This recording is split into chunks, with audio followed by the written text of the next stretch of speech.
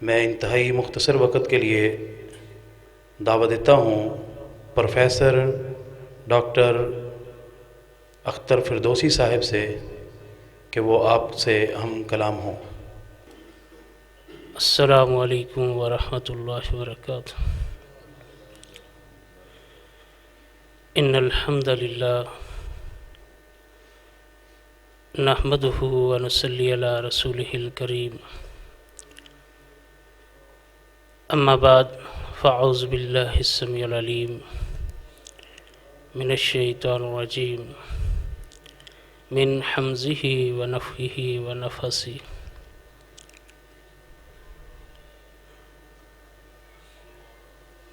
لقد كان لكم في رسول الله اسوة حسنة۔ انتہائی قابل احترام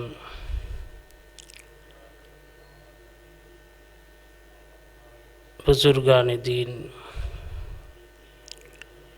نوجوان ساتھیوں، عزیز طلبہ مسجد حاضہ، رسول کریم صلی اللہ علیہ وآلہ وسلم کی ذات ہمارے لیے انتہائی جہاں قابل احترام ہے، وہاں پیغمبر علیہ السلام کی بات کو تسلیم کرنا دل و جان سے اور اس پر عمل کرنا، یہ بھی انتہائی ہمارے لیے فرض کی حیثیت رکھتا ہے۔ رسول کریم صلی اللہ علیہ وآلہ وسلم کی پوری زندگی ہمارے لیے اسوہ، قدوہ اور نمونہ ہے۔ یوں سمجھیے ہمارے لیے اوڑھنا اور بچھونا ہی رسول کریم صلی اللہ علیہ وسلم کی ذات اور آپ کی بات اس طرح حجت ہے کہ اس کے بغیر ہمارا کوئی چارہ بھی نہیں ہے، اور رسول کریم صلی اللہ علیہ وسلم کی ایک لمحہ کے لیے بھی نافرمانی ہمارے لیے اللہ کی ایسی ناراضگی کا سبب بن سکتی ہے جس کا ہم سوچ بھی نہیں سکتے۔ آپ صلی اللہ علیہ وسلم کی سیرت کے بے شمار پہلو ہیں جن کو ہم عرصہ دراز سے بیان بھی کر رہے ہیں، سن بھی رہے ہیں، اور خطابت کے مزے بھی ہم لیتے ہیں، لیکن جو فقدان ہے وہ عملی میدان میں ہے۔ اور بالخصوص میرے سامنے اس وقت زیادہ تعداد میں نوجوان بیٹھے ہیں۔ رسول کریم صلی اللہ علیہ وسلم کی زندگی کا ایک پہلو جو آج کی اس دور کے تناظر میں سمجھتا ہوں کہ بہت ضروری ہے کہ اس پر بھی بات کی جائے، اس کو بھی سمجھا جائے، اور اس پر بھی ہمیں غور کرنا چاہیے اور سوچنا چاہیے کہ ہم کہاں کھڑے ہیں۔ رسول کریم صلی اللہ علیہ وآلہ وسلم کی پوری زندگی کی اگر بات کی جائے تو آپ صلی اللہ علیہ وسلم کی شخصیت جو ہے، جو 63 سالوں پر آپ کی عمر مبنی ہے، آپ کی جوانی سے لے کر، آپ کے شباب سے لے کر نبوت کا جو سفر ہے،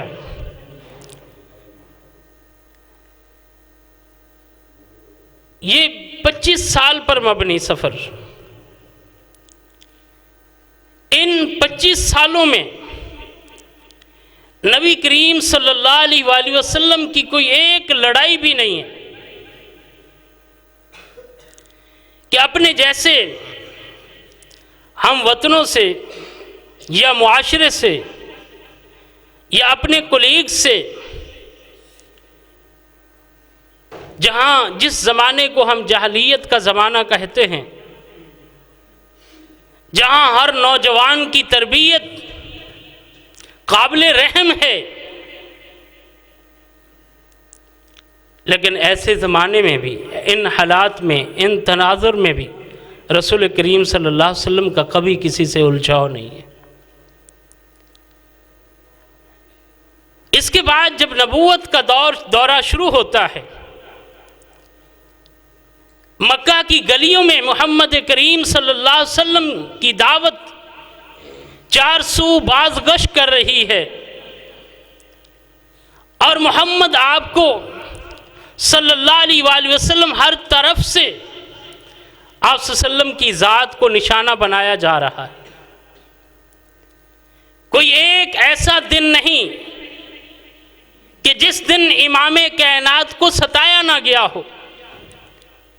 آپ صلی اللہ علیہ وسلم کی اپنی زبانی اگر یہ رودات سن لیں تو آپ صلی اللہ علیہ وسلم فرماتے ہیں، لوگوں مجھ سے قبل 1,40,000 یا 24,000 کم و بیش انبیاء کا یہ وسیع سلسلہ ہے، بے شمار انبیاء آئے، ہر نبی کو اللہ کے دین کے لیے بہت ستایا گیا، لیکن جتنا میں محمد رسول اللہ صلی اللہ علیہ وسلم کو ستایا گیا شاید کسی پیغمبر کو ستایا گیا ہو۔ حالانکہ حضرت زکریا علیہ السلام کو درخت کے ساتھ باندھ کر آری سے چیر دیا گیا، یحییٰ علیہ السلام کا سر قلم کر کے تش میں رکھ کے پیش کیا جاتا ہے، انبیاء پر مقدمات چلتے ہیں اور طاغوتی اداروں میں ان کو گھسیٹ کر ان کی عزت و توقیر کو پامال کیا جاتا ہے۔ یہ سارے مسالم اپنی جگہ، لیکن آپ صلی اللہ علیہ وسلم فرماتے ہیں جتنا میں محمد صلی اللہ علیہ وسلم کو ستایا اور پریشان کیا گیا شاید کسی پیغمبر کو اتنا ستایا گیا۔ لیکن اس کے بعد یہ آزمائشوں کے سلسلے اس قدر کٹھن ہو جاتے ہیں کہ طائف کا واقعہ آپ سب جانتے ہیں۔ جب آپ صلی اللہ علیہ وسلم واپس آتے ہیں، مکہ کی ایک پہاڑی پر بیٹھے ہیں، آپ کے پاؤں نیچے لٹکے ہوئے ہیں، آسمان کی طرف آپ نظر اٹھاتے ہیں، اور اس دن شکوہ بھری آہ میں اللہ کے سامنے ایک فریاد رکھتے ہیں کہ اللہ، میں محمد کو صلی اللہ علیہ وآلہ وسلم اتنا ستایا گیا، اللہ یہ سارا معاملہ تیرے دین کی وجہ سے ہے۔ اور اس دن امام کائنات صلی اللہ علیہ وسلم اپنے قاصد کو بھیجتے ہیں کہ ابو سفیان سے جاؤ، جا کر درخواست کرو کہ میں محمد کو اپنے گھر میں داخل ہونے کی اجازت دی جائے۔ یہ وہ دن تھا کہ جس دن محمد رسول اللہ صلی اللہ علیہ وسلم کے لیے اپنے گھر کے دروازے بھی ظالموں نے بند کر دیے تھے۔ لیکن آپ صلی اللہ علیہ وسلم کی پوری زندگی میں ٹکراؤ نظر نہیں آئے گا۔ اپنی ذات کے لیے محمد رسول اللہ صلی اللہ علیہ وسلم کسی شخص سے نہیں ٹکرائے۔ یہ تو آپ نے پڑھا ہوگا کہ کسی ظالم کی عادت کے لیے جو ظلم کرتا تھا ضرور گئے ہیں لیکن انتقام لینے نہیں گئے۔ یہ تو ضرور پڑھا ہوگا کہ جس نے آپ کا کھانا پینا بھی بند کیا ہے اس کی مشق بھرنے کے لیے تو چلے گئے ہوں گے لیکن اس کا پانی کا ایک گھونٹ اور ایک قطرہ بھی بند نہیں کیا۔ آپ صلی اللہ علیہ وسلم پوری زندگی کسی سے بدلہ نہیں لیا، اور آپ صلی اللہ علیہ وسلم کی سیرت کا یہ پہلو آج بہت ضروری ہے کہ ہم اس پر غور کریں کہ وہ کون سے پیغمبر ہیں کہ جن کے ہم امتی ہیں، جن کے ماننے والے ہیں۔ اس پیغمبر نے تو پوری زندگی انتقام نہیں لیا اپنی ذات کے لیے، اور ہم بات بات پر دیکھتے ہیں، کہتے ہیں میں تمہیں دیکھ لوں گا، مجھے جانتے نہیں میں کون۔ یہ تکبر کی علامت ہمارے نوجوانوں میں پائی جاتی ہے۔ اللہ نے جوانی دی ہے، لیکن محمد رسول اللہ صلی اللہ علیہ وسلم کی سیرت کے اس پہلو کو تو دیکھو کہ آپ صلی اللہ علیہ وسلم کو اللہ نے کتنی طاقت دی ہے، کتنی خوبصورت جوانی دی ہے، لیکن پوری زندگی آپ صلی اللہ علیہ وسلم نے کسی سے انتقام نہیں لیا۔ ڈاکٹر حمید اللہ اپنی کتاب رسول کریم صلی اللہ علیہ وسلم کی سیاسی زندگی میں ایک واقعہ لکھتے ہیں کہ آپ صلی اللہ علیہ وسلم کی ایک دن اپنی بہن رضائی بہن شیمہ سے لڑائی ہوتی ہے، کسی بات پر آپس میں الجھ پڑے۔ اس دن آپ صلی اللہ علیہ وسلم نے اپنی اس رضائی بہن کے کندھے پر دانت کاٹ دیے۔ یہ آپ صلی اللہ علیہ وسلم کے بچپن کا واقعہ ہے۔ ڈاکٹر حمید اللہ لکھتے ہیں کہ آپ صلی اللہ علیہ وسلم کا یہ دانت کاٹنا یہ بھی شیمہ کے لیے بطور رحمت بن گیا تھا۔ اس واقعے کے علاوہ آپ صلی اللہ علیہ وسلم کا چاہے بچپن ہے، چاہے لڑکپن ہے، چاہے جوانی ہے، چاہے نبوت سے پہلے کی زندگی ہے، چاہے نبوت کے بعد کی زندگی ہے، محمد رسول اللہ صلی اللہ علیہ وسلم نے اپنی زندگی کے لیے، اپنی ذات کے لیے کسی سے انتقام نہیں لیا۔ یہ کتنی بڑی بات ہے، کتنی بڑی بات ہے۔ ہم اگر اپنے آپ کو محمد رسول صلی اللہ علیہ وسلم کے فالوور میں سے سمجھتے ہیں تو کبھی اس پہلو پر بھی غور کریں کہ ہماری ایک لڑائی بھی نہ مسلک کے لیے ہے، نہ دین کے لیے ہے، نہ ناموس صحابہ کے لیے ہے، نہ ناموس رسالت کے لیے ہے، نہ کبھی توحید کے لیے مار کھائی۔ لیکن پیغمبر علیہ السلام پوری زندگی، یار کتنی بڑی یہ بات ہے کہ آپ صلی اللہ علیہ وسلم کی پوری زندگی مثالی زندگی ہے، اور آپ صلی اللہ علیہ وسلم کی زندگی کا یہ پہلو عفو درگزر کہ ہر کریم جا تو کام کر اپنا، میں نے تجھے معاف کیا۔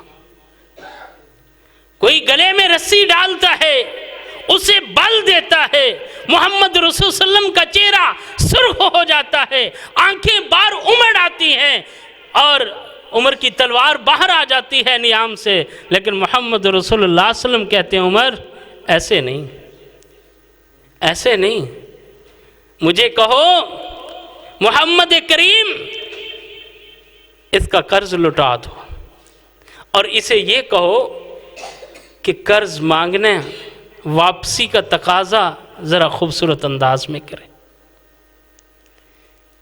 اپنی ڈیمانڈ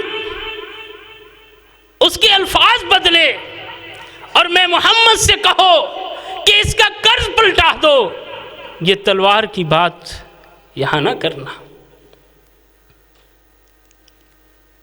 کیا کبھی ایسا ہم سوچ بھی سکتے ہیں؟ اور یاد رکھیے یہ تکبر انسان کو لے ڈوبتا ہے۔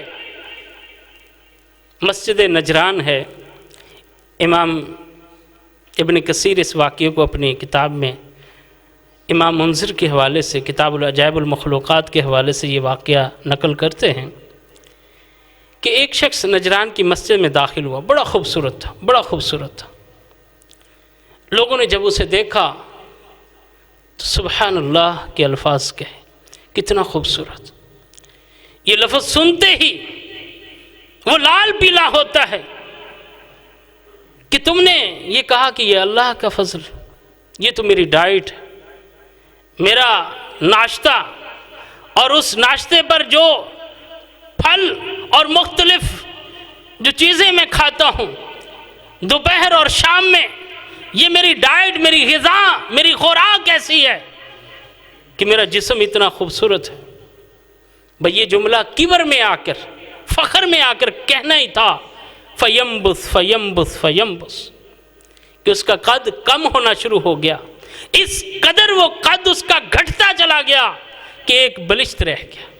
فَجَاءَ النَّاسُ، لوگ آتے ہیں اسے کپڑے میں لپیٹا اور لے گئے کہ اللہ کو یہ کبر، اور بالخصوص جوانی میں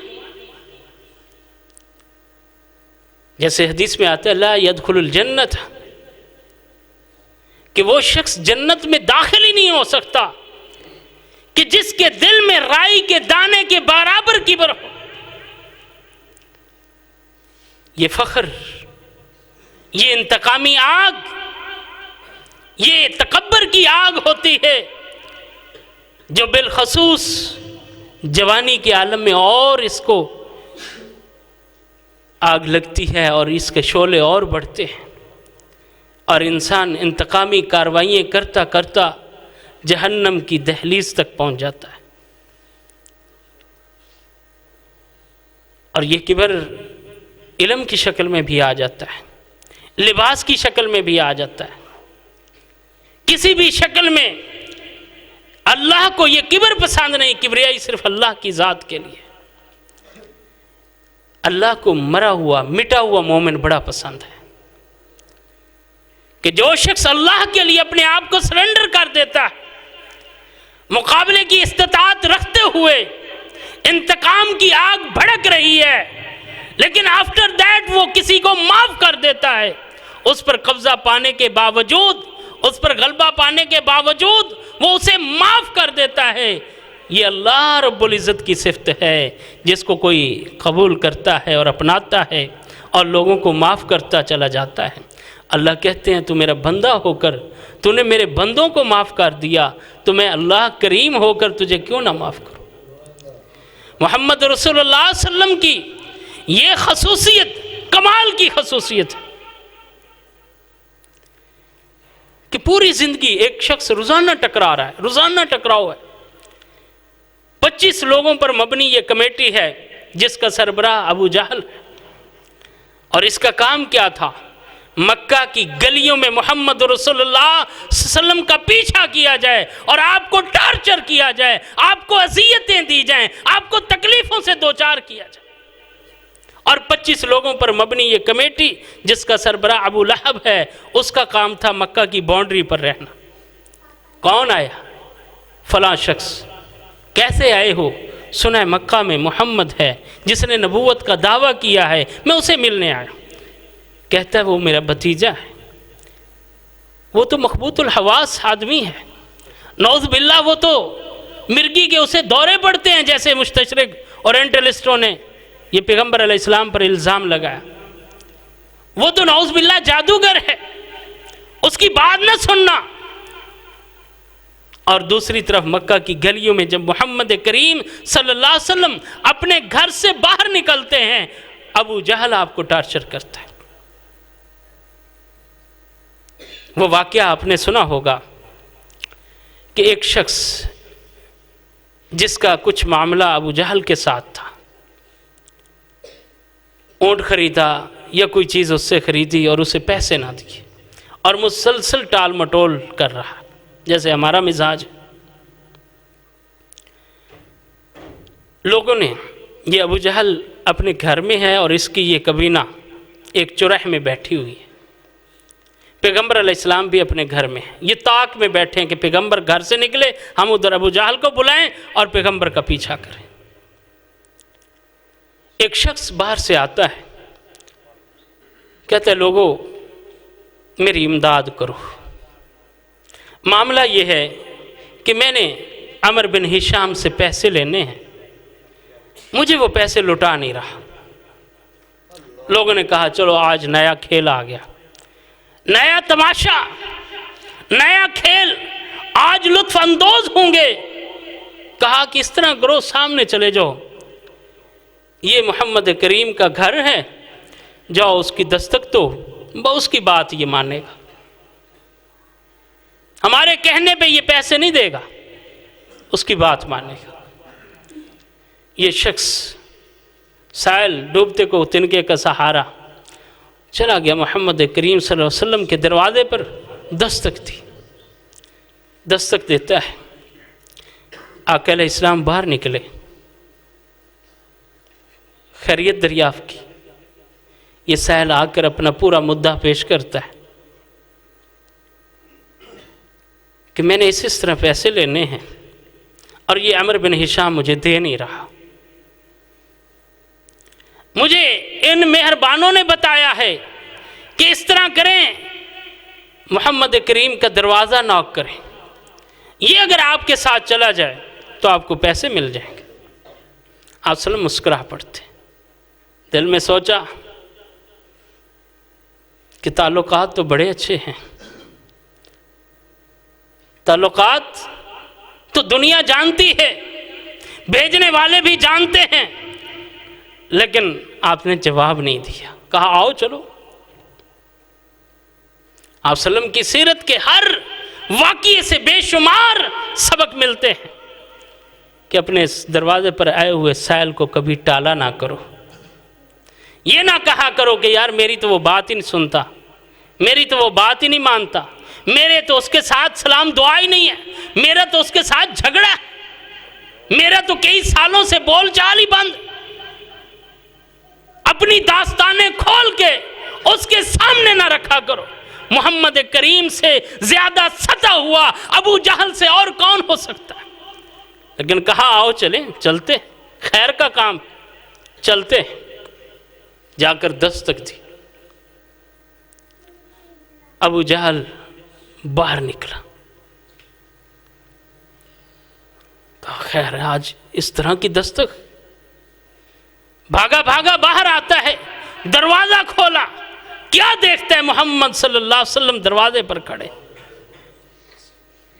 جیسے ہی دروازہ کھولا، امام کائنات نے اشارہ کرتے ہوئے فرمایا عمر اس کے پیسے دینے، عمر اس شخص کے پیسے دینے ہیں۔ ابو جہل پر سختہ طاری ہو جاتا ہے۔ محمد کریم پوچھتے ابو جہل اس کے پیسے دینے ہیں؟ منہ سے نکلا ہاں، کہا پیسے لا دو۔ ابو جہل دوڑتا ہوا اندر گیا، اپنی جمع پونجی سے پیسے اٹھاتا ہے، آپ صلی اللہ علیہ وسلم کے ہاتھ پر دیے۔ آپ نے پوچھا اتنے ہی پیسے تھے؟ سائل کہتا ہے ہاں جی اتنے ہی تھے، یہ لو۔ کبھی وہ آپ صلی اللہ علیہ وسلم کے ادھر کبھی ادھر شکریہ ادا کرتا چلا جا رہا ہے، آپ کا ممنون ہے، اور اتنا ممنون، اتنا مشکور، کہتا ہے آج اس جیسا عظیم شخص نہیں دیکھا۔ السلام۔ وہ شخص پھر دوڑتا ہوا ان لوگوں کے پاس گیا جنہوں نے امام کائنات کا پتہ دیا تھا، جا کر کہتا ہے یار تمہارا بھی بڑا شکریہ، میں نے بڑے چکر کاٹے، مجھے تو کسی مہربان نے اس عظیم شخص کا پتہ ہی نہیں بتایا تھا، آپ لوگوں نے میری کیا رہنمائی کی۔ بڑے پریشان ہوئے کہ ہم نے اس مقصد کے لیے تو بھیجا ہی نہیں تھا، ہماری تمنا، ہماری چاہت تو کچھ اور تھی، یہ کیا ہو؟ بڑا غضب آیا، بڑے غصے میں ہوئے کہ عمر بن ہشام باہر آئے، ہم اس سے پوچھیں گے تو نے یہ کیا کیا، ہم نے کیسے بھیجا، ہم نے کس مقصد کے لیے، ہم تو کھلواڑ چاہتے تھے، یہ کیا ہو گیا۔ کچھ دیر گزری، عمر بن ہشام اپنے گھر سے باہر آتا ہے، اپنی کمپنی کو جوائن کرتا ہے، سارے لوگ تھو تھو کر رہے ہیں کہ عمر تو نے کیا کیا، تو نے محمد کریم کے ایک بول پر یہ پیسے دے دیے، ہم نے تو اس لیے بھیجا تھا کہ آج کی شروحات محمد رسول اللہ صلی اللہ علیہ وسلم کی بڑی بھیانک ہوگی، آج تو دشمن چل کر آپ کے دروازے پر آیا ہے، آج تو اپنی ہبڑاس آپ نکالیں گے، آپ لال پیلے ہوں گے، آج محمد کریم کو آپ ستائیں گے، تانے دیں گے، آپ پر الٹے سیدھے باتیں کریں گے، آپ نے یہ کیا کیا؟ کہا لوگوں دل تو میرا بھی یہی چاہتا تھا، خواہش تو میری بھی یہی تھی، لیکن جیسے میں نے دروازہ کھولا محمد کریم نے مجھے یہ کہا کہ عمر تو نے اس شخص کے پیسے دینے ہیں، میرا دل چاہتا تھا کہ میں انکار کروں، یہ بار بار یہ بات میرے ذہن میں آ رہی تھی، لیکن میں کیا کرتا، محمد کریم کے پیچھے ایسی ایسی بلائیں مجھے نظر آ رہی تھیں اگر میں انکار کرتا مجھے ایسے لگ رہا تھا جیسے یہ دبوچ جائیں گے۔ محمد کریم صلی اللہ علیہ وسلم کے ساتھ اس قدر ملٹری اور فوج، فرشتے، اللہ رب العزت کی طرف سے، لیکن آپ صلی اللہ علیہ وسلم نے کبھی کسی سے انتقام کا سوچا تک نہ۔ بار بار آپ کو ستایا گیا، بار بار پریشان کیا گیا۔ آپ صلی اللہ علیہ وسلم ایک موقع پر اس قدر بے بس ہو جاتے ہیں کہ اپنے آپ کو پہاڑ کی بلندی پر لے جانے کا ارادہ کر لیا۔ اس قدر معاشرے نے ستایا، لیکن یاد رکھیے آپ صلی اللہ علیہ وسلم کے پاس سپاہ سالار بھی ہیں، ابو بکر و عمر و فاروق رضی اللہ تعالیٰ عنہ، آپ پر مر مٹنے والے جان نثار صحابہ بھی ہیں۔ آپ دعا کرتے، ایک بار نہیں کئی بار جبرائیل آپ کی خدمت میں حاضر ہوتا ہے کہ اللہ کے رسول آپ حکم تو کریں، یہ طائف والے کیا یاد رکھیں گے، یہ طائف والے کیا یاد رکھیں گے، یہ اپنی نسلوں کو اپنی داستانیں سنایا کریں گے، اس طرح میں اس طائف بستی کو آپس میں کچل دوں گا۔ یہ دو پہاڑ آپ کے سامنے، لیکن رسول کریم صلی اللہ علیہ وسلم کیا فرماتے ہیں؟ جبرائیل جاؤ، چلے جاؤ، اللہ نے مجھے زحمت بنا کر نہیں بھیجا، میں لوگوں کے لیے رحمت ہوں۔ آپ تو انتقام کی بات کر رہے ہو، میں تو برابری بھی نہیں چاہتا، میں تو برابری بھی نہیں چاہتا، میں نے ان کو معاف کر دیا، یہ لوگ ادھر ہی سے چراغ پھوٹیں گے۔ اور یاد رکھیے اللہ نے برابری کی اجازت دی ہے، اللہ نے قصاص کی اجازت دی ہے، اللہ نے انتقام اور بدلے کی اجازت دی ہے، اس میں کوئی شک نہیں، لیکن جو معافی میں مزہ ہے، جو معافی کے فوائد ہیں، وہ برابری کے فوائد بھی نہیں ہو سکتے۔ معاف کرنے سے نہ صرف وہ شخص بلکہ اس کی نسلیں بھی ممنون رہا کرتی،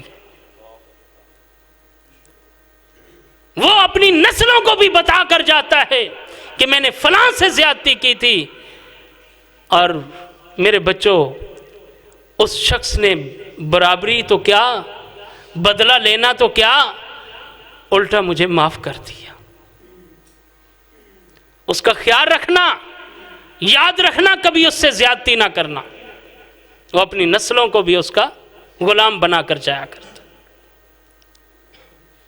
تو ہم اسی پیغمبر کے ماننے والے، اسی پیغمبر کا کلمہ پڑھنے والے، اسی پیغمبر کی سیرت کو بیان کرنے والے، اسی پیغمبر کی ناموس پر قربان ہونے والے، آپس میں اپنے بھائیوں پر انتقام، یہ سوچ بھی کیسے لیا کہ پیغمبر تو کسی کافر سے بدلہ نہیں لیتا۔ وہ شخص کہ جس کے ہاتھ میں تلوار ہے اور تلوار اٹھاتے ہی کہتا ہے اے محمد آپ کو مجھ سے کون بچائے گا؟ آپ صلی اللہ علیہ وسلم یہ غزوہ سے واپسی آ رہے ہیں، ایک درخت کے سائے میں آپ لیٹے ہوئے ہیں، اپنے ایک ہی جملہ اللہ۔ اب وہ تلوار آپ کے ہاتھ میں، وہ تلوار آپ کے ہاتھ میں، میدان آپ کے حق میں، آلہ قتل آپ کے ہاتھ میں ہے، لیکن آپ صلی اللہ علیہ وسلم وہی بات کہتے ہیں کہ اب تو بتا تجھے کون میرے ہاتھ سے بچائے گا؟ کہ محمد صلی اللہ علیہ وسلم اگر آپ واقعی اللہ کے رسول ہیں تو یہ ہو ہی نہیں سکتا کہ آپ مجھے قتل کریں، آپ سے یہ تو امید ہی نہیں، آپ ایسا نہیں کریں گے۔ تو آپ صلی اللہ علیہ وسلم کیا فرماتے ہیں؟ جا میں نے تجھے معاف کیا۔ کس واقعے کو آپ کے سامنے رکھوں؟ کوئی ایک واقعہ کہ پیغمبر نے برابری کی ہو۔ ہاں جب حدود اللہ کی بات آئی تو شریعت میں پیغمبر کے پاس بھی گنجائش نہیں کہ کسی کو معافی دے۔ شریعت میں جب حدود اللہ کی بات آ جائے تو پھر پیغمبر بھی کسی کو معاف نہیں کر سکتا. آج تو صدر کو استثناء حاصل ہے، وزیر اعظم کو استثناء حاصل ہے کہ حدود اللہ کی پامالی کرنے میں سارا طبقہ تیار ہو جاتا ہے. آپ کی ذات کا معاملہ ہو 1000 بار معاف کریں. اور پیغمبر کا اسوہ بھی یہی ہے اور ہمیں اپنانا بھی یہی چاہیے. آج ہم اپنے بچوں کو بچپن میں، چھوٹے چھوٹے بچے، ہم تربیت ہی غلط کرتے ہیں. اپنے بچوں کو یہ سبق دیا کریں. اگر بہن بھائی کے درمیان آپس میں لڑائی ہوتی ہے، اپنی کچہری لگایا کریں گھر میں. خدا را یہ دین کا تحفظ میرے اور آپ کے ذریعے ہوگا. یہ دین پروان چڑھے گا، ہماری تربیتوں سے چڑھے گا. یہ اوپر سے اگر نافذ ہو جائے پھر بھی ہماری روحوں میں یہ دین داخل نہیں ہو سکتا. جب تک یہ شجر گھر میں قائم نہیں ہوگا تب تک دین اوپر سے نافذ نہیں ہوگا. اور اپنے بچوں کو اگر لڑائی ہوتی ہے بیٹی کی بیٹے کے ساتھ تو ان کا آپس میں دونوں کی بات سنا کریں، دونوں کو برابری کی بنیاد پر موقع دیا کریں. اور پھر جس کی زیادتی ہے اس سے معذرت کروایا کریں، اور جس کے ساتھ زیادتی ہو اسے کہا کریں آپ معاف کر دیں، کیونکہ میرے محمد کریم نے ساری زندگی ایسے کی. اللہ رب العزت سے دعا ہے کہ اللہ پیغمبر علیہ السلام کی اس سیرت کو جو عفو درگزر کا ایک عملی پیکر ہے، اللہ اسے اپنانے کی اور اس کو سمجھنے کی اور اس پر عمل کرنے کی اللہ توفیق عطا فرمائے. آمین. السلام علیکم ورحمۃ اللہ وبرکاتہ. علماء اہل حدیث وہاڑی کی ویڈیو ریکارڈنگ اور آڈیو کے لیے سیف آرٹسٹ کے جو ہے چینل کو جو ہے سبسکرائب کیجیے. جزاکم اللہ خیرہ. السلام علیکم ورحمۃ اللہ وبرکاتہ.